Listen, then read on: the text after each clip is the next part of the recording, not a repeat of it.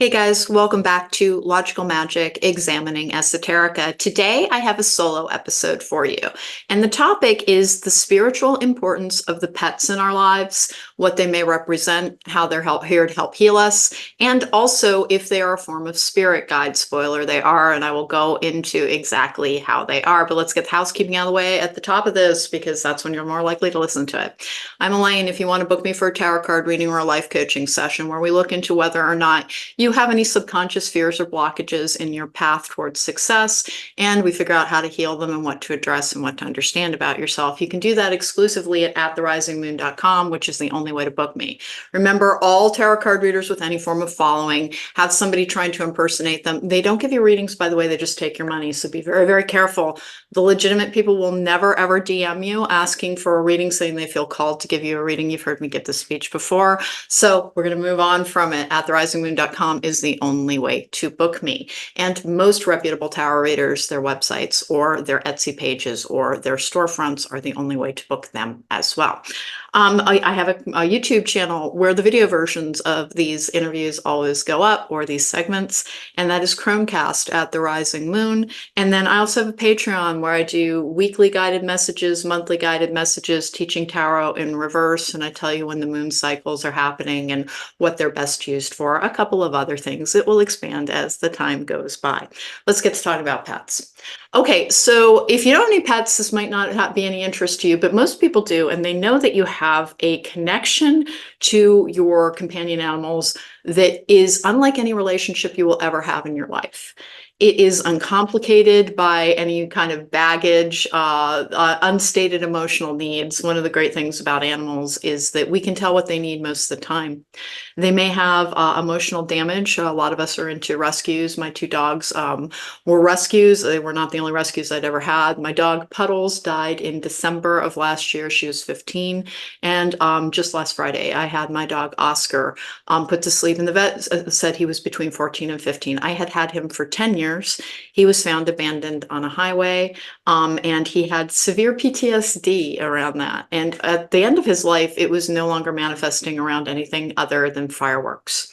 But that's an example of what comes to you with your pets is a chance to heal what you have. A lot of us are trying to heal our patience, the ability to just go with the flow, to accept our lives as it is, which is part of a spiritual journey. And pets will really bring you into the here and the now. They're always prepared to give us love. Sometimes they have very complicated personalities, but the spiritual role of pets, and by the way, are all pets from some form of spiritual teacher or spiritual guide? No, actually. Sometimes you will actually simply have, that was my dog, that was my cat, that was my hamster, that was my snake, whatever. And you will not, they'll be very simplistic. You just learn how to take care of something else. You learn about the needs of being caretaking with limits around your own safety and emotional well-being. But that there's not a lot that's more complicated than that. I only had two dogs in my life that I really, and it was Puddles and it was Oscar, who I can really spot the ways in which their particular emotional needs, and again, both rescues. Puddles was found abandoned in a box, by the way, so apparently I went for dogs with abandonment issues, which makes perfect sense because, of course, I also had abandonment issues. Many people have abandonment issues. Some are going to be more severe than others, and as I'm always saying about my past, I got really lucky because it was so glaring, so obvious that I couldn't ignore it. I couldn't pretend it was normal, so I knew it had done damage, and though it took a long time, I always was dedicating energy to try and figure out how to be better, how to get better. Stumbling blocks along the way because it was a lot of severe trauma, but it's a journey that's been worth taking, and it's a journey that's worth taking for anybody that's suffering. You can get better no matter what your circumstances are. The pets that come into our lives, quite frequently trauma survivors bond with their pets at a deep level. It can even be a form of codependency, but it's not a toxic form. It's allowing you to recognize, well, this is technically not a give and take relationship. I take a lot of love, but I give all of the caretaking. When it comes to problem solving, as much as we love our dogs for emotional support, or our cats for emotional support, or our pets for emotional support, they're not likely to come up with the wise plan about how you handle moving, what you do for your next career move, etc. So it's not an equal relationship, but it is a relationship of basically love on demand, which really helps heal us. When we try to connect with our higher selves, we're trying to connect to ourselves that is outside of the flow of time. and has access to this universal love, this divine energy to help sustain us through our struggles. That is actually the role of connecting to the divine. It isn't about, the divine presence in your life fixing everything, but rather knowing that there is a divine presence in your life knows that you will be given the information to fix the set of circumstances around you to the extent possible within that reality. And sometimes it will help us. Divine timing, everything comes to you when it is meant to. But divine timing is also bringing what we need into our lives at the time that we need it. And that's when a soul dog, a soul cat, and that's what it is, it's a form of soulmate, will come to you. And just as spirit guides can speak to you through other people and through synchronicities and through advertisements and electronics that you see all of the time, what our pets do is they're also influenced by our spirit guides. They are part of our ancestral family. And if you've ever lost an animal, I need you to understand something, because that can be very, very devastating for people who are trying to heal trauma, which naturally results in codependency. And so losing a pet can be utterly devastating. They are constant in our lives, and I'm not judging anybody's grief process, just a reminder that if you recognize that there's extra elements at play, it helps with healing. It can help with releasing, and it can help with stepping into new relationships, stepping into new opportunities. But the emotional needs of your animals will often reflect the hidden and repressed shadow side emotional needs that you have. And it can be the things that it wakes up in you. Like if you've got a dog or a cat that's very prone to being naughty, nothing will make you address your frustration, anger, and impulsivity issues than an animal who's out to mess with you. It makes you find your patience, and it can either be something that you're very relaxed in and very comfortable in, or it can be very rigid and very difficult. And that's what most of us struggle with. If you were raised around reactive people, please stop blaming yourself if you've had reactive tendencies. We can't do better until we learn better. If we're not shown better, we're not automatically going to know better either. Let yourself off the hook for the past and know that, well, I am responsible for me going forward. I can fix whatever's inside of me if I will approach it not as a character flaw, but as a result of what I was basically indoctrinated by my upbringing to believe and do. And indoctrination is a really loaded term, but really what it is programming, and we're all super programmable. And so the animals that come into your life, they will give you a feeling of unconditional love if you never felt loved. And many people never felt loved by punishing or conflicted or damaged caretakers. That's what generational trauma comes from. It can be generational trauma and generational curses are essentially the same thing. It's an energy that carries forward and carries forward and carries forward in family lines, and it can either get better or it can get worse. And sometimes it gets so much worse that it eradicates a family line.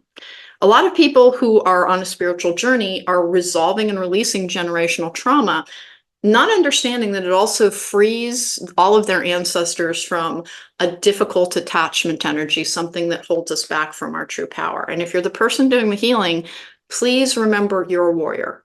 Even if it's been a really hard battle and you're like, no, I shake and cry, I'm so scared. It's like, yeah, but that doesn't mean you're not a warrior. It means that you are the person who was willing, the soul, the energy, the individual who was willing to be that afraid and to keep going anyway, which is actually the heart and the soul of bravery. Bravery is not feeling any fear. Bravery is not allowing fear to control you, and it's two slightly different things.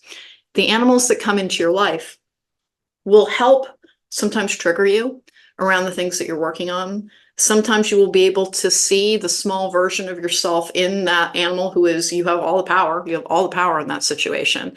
So it will help you address who you are with destructive behaviors in your own life. It will help you find the best part of yourself, because an animal's love is not conditional, meaning like you can actually hurt an animal so much that they'll be leery of people for the rest of all time, but it takes a lot and it's not actually all that common. Animals are willing to let the past go, but they do remember it. They absolutely do remember it. As Oscar, my dog, showed he did have PTSD. The 4th of July, I haven't seen fireworks in over 10 years because my dogs were afraid of fireworks. And do I regret that? No, not at all. But it was something that I had to compensate for. And I eventually learned to kind of make a wind tunnel in my bedroom so that there was a lot, like the air conditioner was going, I had a fan going, I had a white noise generator going, actually a brown noise generator going in the background. And it was deafening for me. I had to have noise canceling headphones in the entire time, but it worked like a charm. Neither of them could hear the fireworks at all. And so I did eventually kind of jerry-rig a way to keep them comfortable, so that they weren't triggered and upset. And in doing all of that, in like always being able to kind of roll with the needs of the moment with my animals, it is one of the things that, had me start addressing what I was also trying to heal as well. My dog Oscar had severe abandonment issues and unfortunately had really, really crappy taste in men, poor dog. He was always a guy's dog, always. He preferred men. He was found abandoned on a highway, and for the first bit that I had him, he would run towards anybody with a pickup truck. There were very obvious signs of like he was still looking for his person. Eventually, he bonded with my ex-husband very, very, very deeply, and that was a relationship for him that lasted 5 years. And then after my ex-husband simply chose to walk away from the dogs at the divorce, he didn't express any interest in seeing them again. Oscar was so heartbroken. I was concerned that he was like, can a dog die from a broken heart? He would just stand and stare at a wall. It was the saddest thing. So I started taking the steps for him that I would for anybody who is combating depression and heartbreak. I would walk him extra times a day. I would make sure to make an effort to play with him a lot. And he very slowly came around, and by very slowly, it was about a 6-month shift to being as happy and as healthy as he ever was. He was even happier after Puddles actually was gone and he was the focus of attention. She had a lot of jealousy issues. And remember, if you've had jealousy issues in your life, it's because you've had deprivation in the past. It's not about character. It's not about character. The things that you struggle with are about fears that were introduced into your subconscious mind when you were too small to verbalize them. That's almost always what it's about. And so if you've struggled with things like needing more than you could possibly ever spend, which is a form of greed, it is inspired by fear, and it usually comes from deprivation in childhood, etc. All of these things were very present in Puddles. When I first got her, she was so food centric, it was really, really difficult to be around her, and she had food insecurity. And again, over the course of time, she was fine. She no longer engaged in some of the behaviors like knocking over the garbage, a couple of other like super gross things I won't go too far into, because she had not been fed properly. She was 9 months old when I got her, and she was, skin and bones. And it wasn't as bad as Oscar. Oscar was truly emaciated, but Puddles had simply not been fed properly.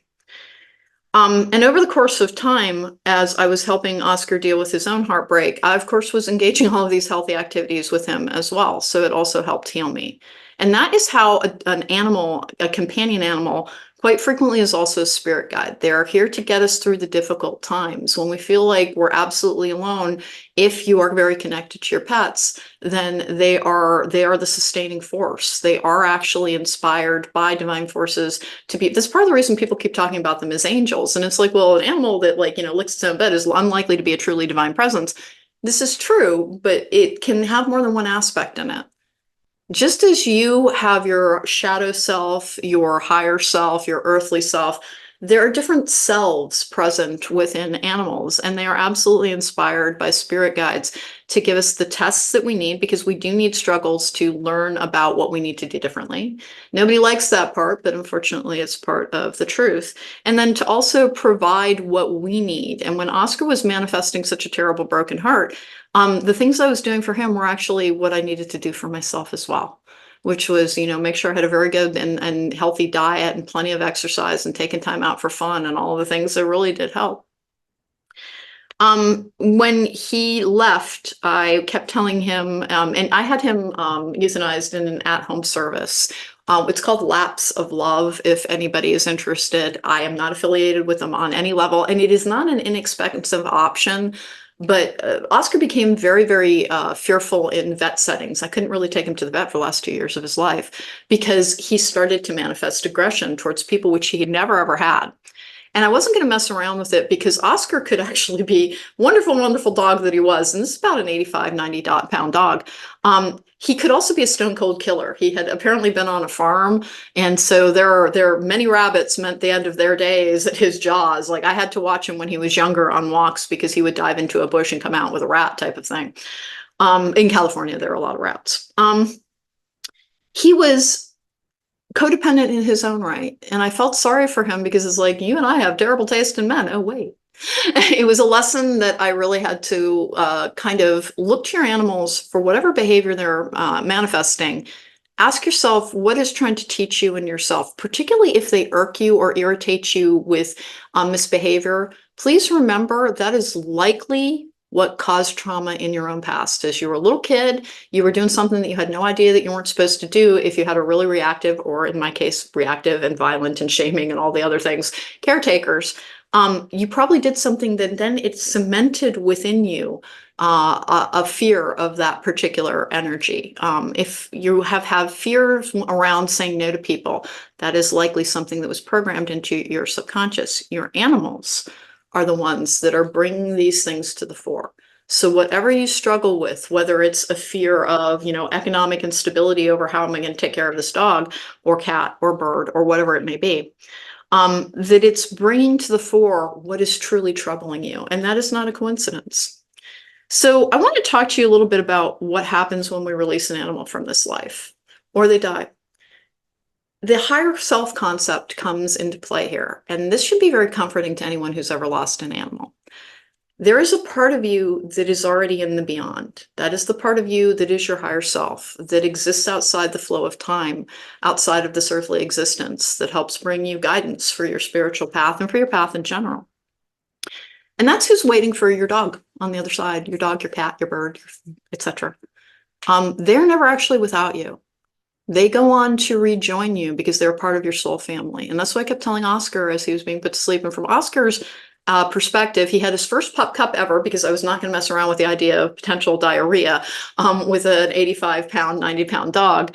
He used to get Frosty Paws instead, which are a form of ice cream that is made for dogs. And I wasn't sure that he could handle the dairy. But the at-home vet came in with a pup cup. So that day, he had spent 3 days having absolutely everything he ever wanted. I even got him beef and things, even though I do not personally eat meat. I was, not that he ever had a vegetarian diet, but I went out of my way to get him actual beef because I knew that he loved it. So he got spoiled rotten for about 3 days, and then had a pup cup and then a Frosty Paw, and he was in the middle of eating a chewy bone as he just kind of drifted off to sleep, being told he was the best boy in the world and he was loved and he was safe and that his family was waiting for him. And I was telling him the truth. We don't actually lose that energy. It stays with us. We're always there. That's part of our soul family. So he went home to his family. And does that mean for my people who have so much trauma in their background, the idea of going into the light and all your relatives gather around, guess what? That's not a good idea for a lot of people. That's actually oh my God, can we skip that part? I don't want to see any of those people again. Please remember, the ancestors that you remember are not your only ancestors.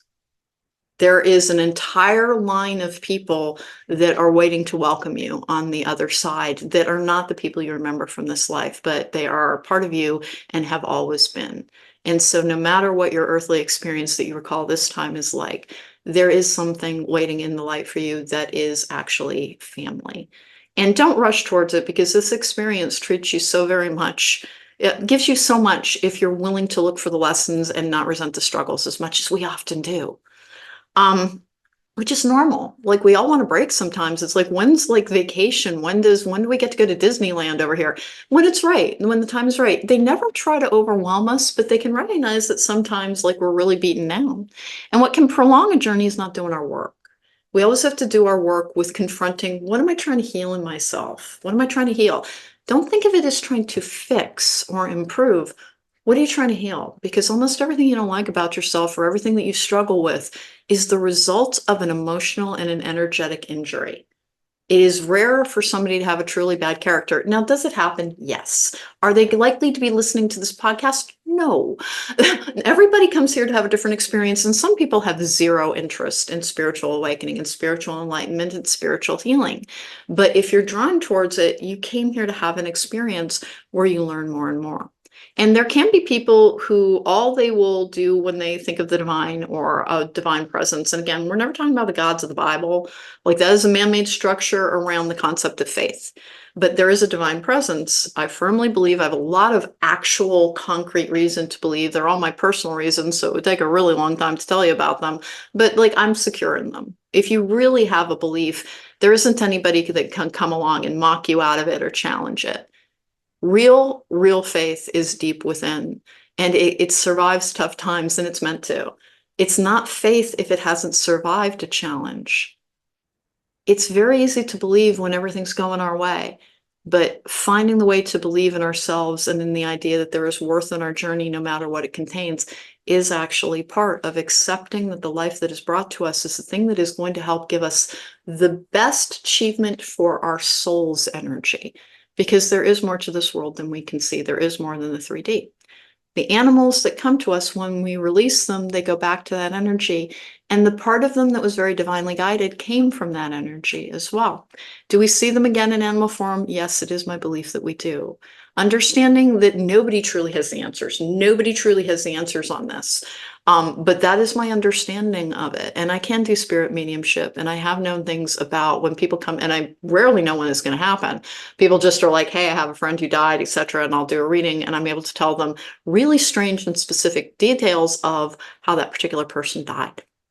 And not knowing that I was going to do it beforehand, which to me is like the litmus test of like, there's no part of me that even subconsciously knows this stuff. So it means that there's a spirit there to be connected to, because it then continues with messages. And do animals continue to give messages after death?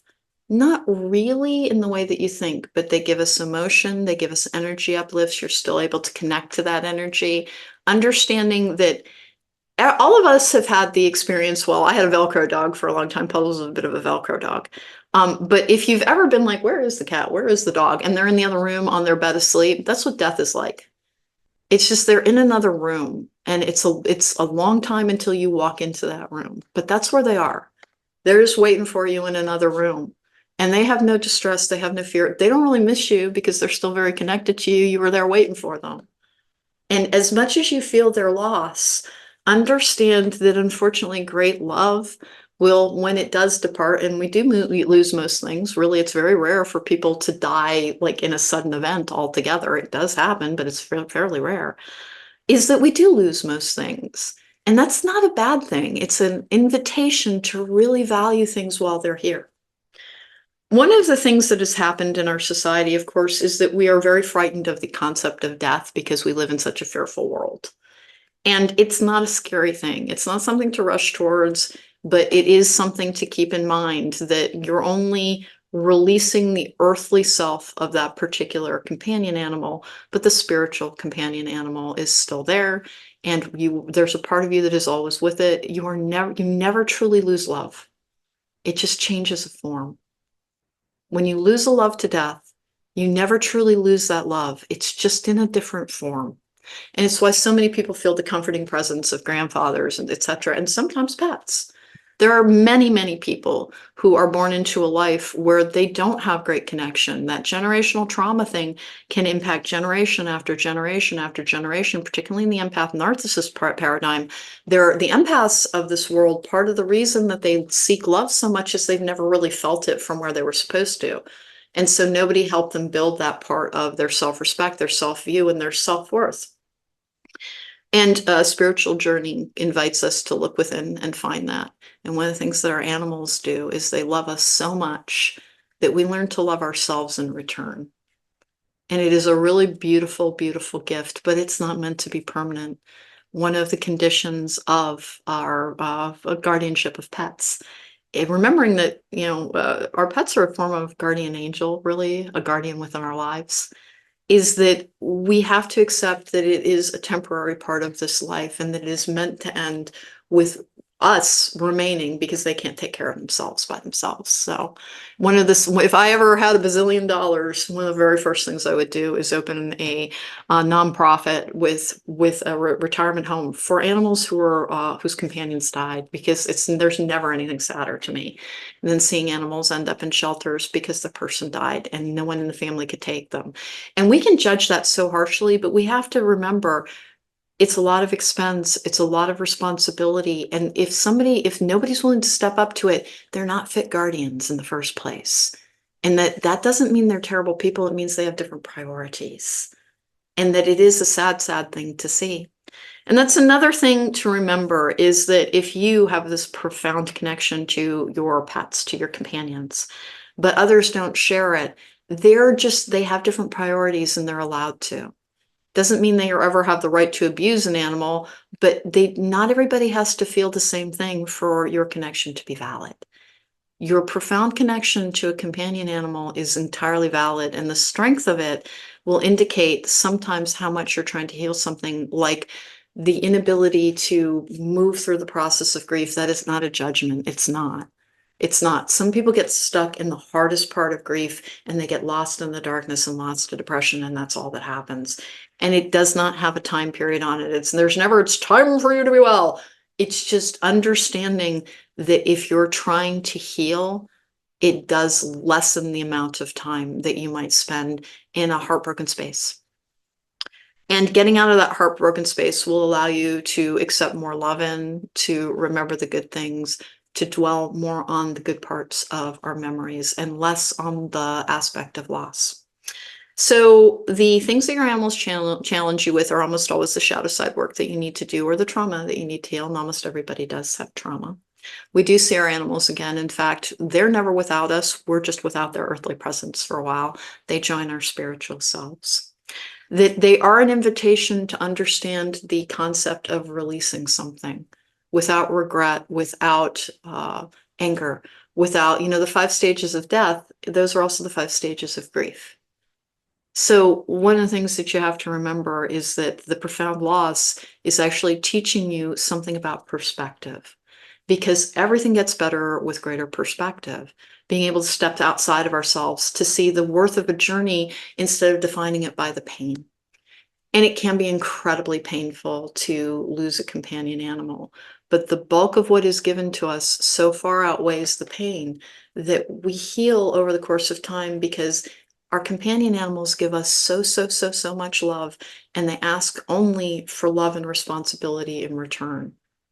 They don't ask for you to, remain fashionable or a certain weight, or, to be interested in the same things, or it's a very uncomplicated form of a true love relationship.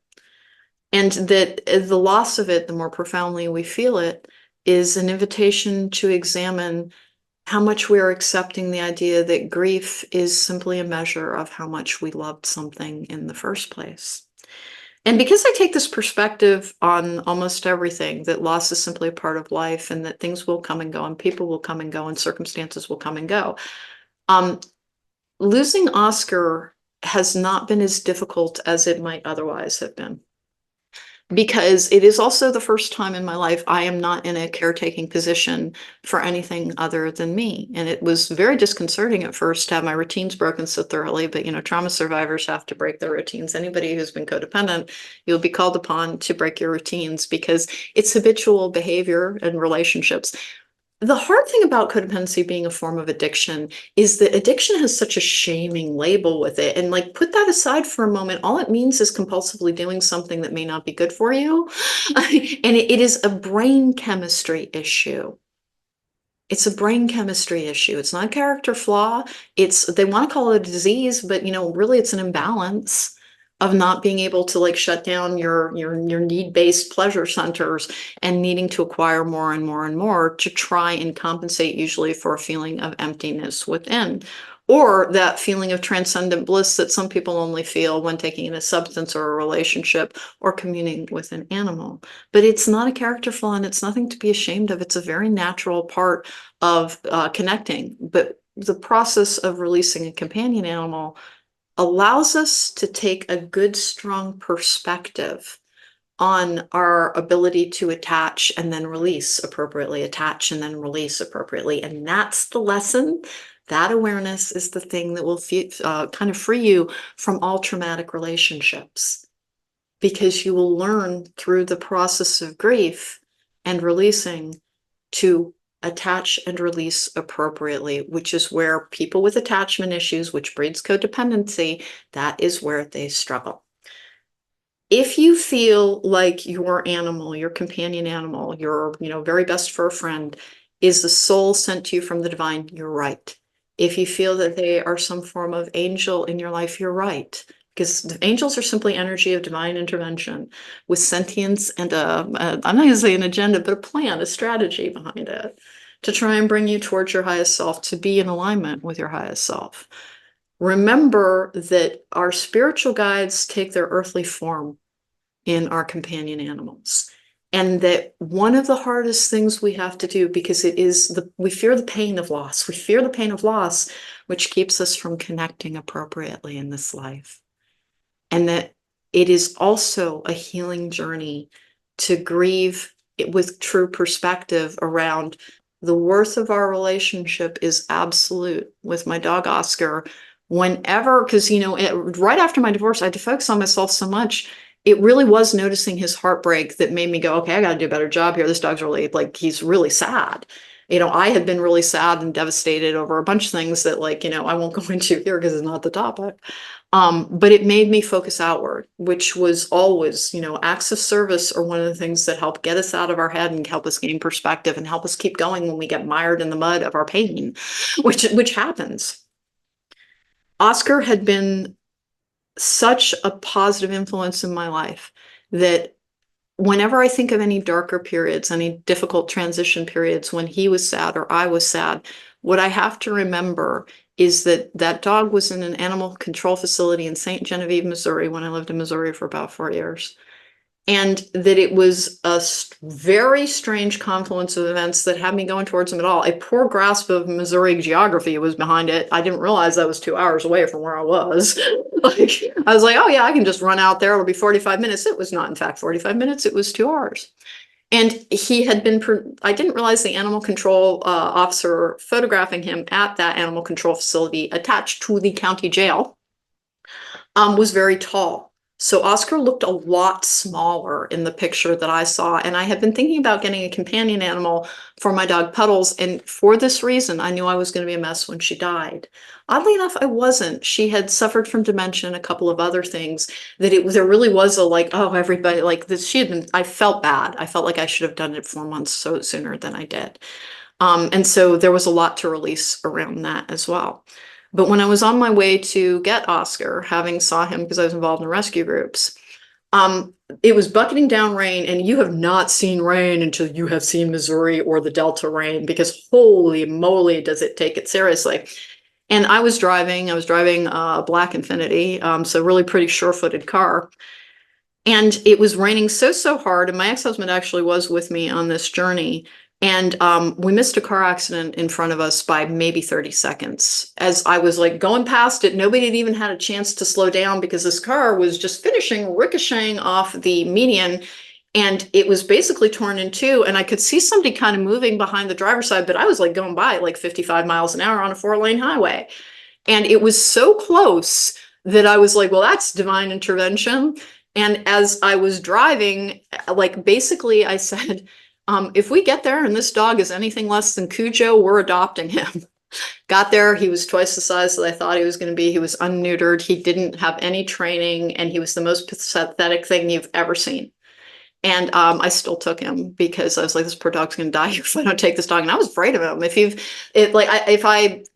On a lot of my social media posts on things like YouTube, there are some pictures of Oscar and Puddles. But he was a great big brindle dog. And so he was a really big dog, and he could look like a wolf if he really freaked out. And I was a little bit afraid of him, but I still took him because that's what I heard when I was in that jail cell. This dog will die here if you do not take him. And it's like, well, I better take him. And he seems to get along fine with Puddles. And he, in fact, was a saint of a dog. But then a rescue came and pulled him for me because he wasn't neutered yet. And that particular rescue was still an hour more away. So I had to drive 3 hours each time to go and see this dog because I wanted to bond with him and I didn't want him to be afraid. So I kept driving out to see him. And Oscar was the very best dog you have ever met. He was such a good soul. He loved absolutely everybody. People got happier just seeing him because he was just such a special soul. And one of the times I went out there, I tried to get him to sit and I realized he didn't even know how to sit. Now, I'm not a good dog trainer. I'm kind of a rebellious person just in my own right. So I'm not good at teaching other people rules, man. I'm just not. And I'm driving away, and this dog is big enough that I'm afraid of him on some level because I've never had a big dog before. And I'm freaking out as I'm driving back towards my home in a suburb of St. Louis. And again, I don't live there any longer. It was not the place for me by a lot, but I also met really good people there, mostly in animal rescue. As I'm driving away, I'm going, what am I going to do? What am I going to do? I don't know how to train dogs. What am I going to? I'm freaking out because giving up on a responsibility on something that I said I would do was not on the table for me. I'd had this rescue pull that dog for me, and I was going to have to take that dog, come hell, high water, or damnation, or flood. That dog was going home with me eventually. But I was freaking out because I didn't know what the heck I was going to do. And I heard very clearly in a way, and it's not an audible voice. It's very, very difficult to describe this because how do I know it's not schizophrenia? It doesn't have any of the hallmarks. I never see things. It is never anything urging me to do something. It's something that gives me information that is actionable that always makes a situation better. So I have that inside of my head. I heard very clearly in my own voice, and it's always my own voice, by the way. It's not an exterior voice. You're going to call Kristen Butler at Stillwater Farms. She trains dogs. I did know about Kristen Butler. I did know about Stillwater Farms, but I did not know when I heard that she had opened a board and train program in her home. And so that is exactly what I did. When I got home, I looked it up. I saw she had a board and train facility. Oscar went and stayed with her for 3 weeks and learned how to go up and down stairs, he didn't get in a car. He didn't know how to get in a car. He was actually terrified of them. How to sit, how to walk on a leash, how to do all the things that I would not have been able. And did it cost me? Yes, of course it cost me, but like, that's okay. That's okay. That was part of the obligation that I willingly undertook. And for that moment of clarity, I got a wonderful companion and somebody that, my very difficult ex-husband, like he was very bonded to the dog as well, because the dog, of course, very much focused on him. Oscar very much focused on him. And so it saved me a lot it made that difficult person far more happier within the relationship. And it gave me a tiny little bit of breathing room. So, Oscar was absolutely sent from above as far as I'm concerned. And I feel like there are other dogs out there who are absolutely in the same category. So the point of all of this is that particularly for people who are outside of a relationship with animals, it can look really weird. It's like, why is that person why are millennials? Millennials in particular are not having a lot of kids, which who can blame them? They've been through absolutely everything between 9/11 and different wars and attacks and recessions and pandemics. They've never known stability. And so it's difficult to want to bring a child into the world in an unstable situation. So they put all that love and caretaking into relationship with pets, and I fully support that as an idea, that they come along to help us have that feeling of stability, have that feeling of love. Anybody outside of those relationships, though, can judge it as like, you're a little bit weird for caring that much about your cat or your dog or your bird or your snake or your whatever. You're not. You are feeling the divine interact directly in your life, bringing you the lessons and the struggles and the love that you need to heal. So they absolutely serve a spiritual purpose, and we are always honored to have them in our lives. And it's weird, but I did this at exactly the right time for Oscar. He had a massive growth on his leg that was not operable.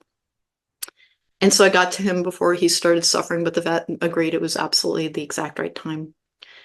And I felt like I really fulfilled my responsibility to him and never walked away from him, no matter how difficult it was. For the last 5 years of his life, he never had to spend one night alone away from me. So whatever abandonment issues that he had were fully healed by the time he was released from this life. And that is, since he was part of my soul family, that also heals generational trauma.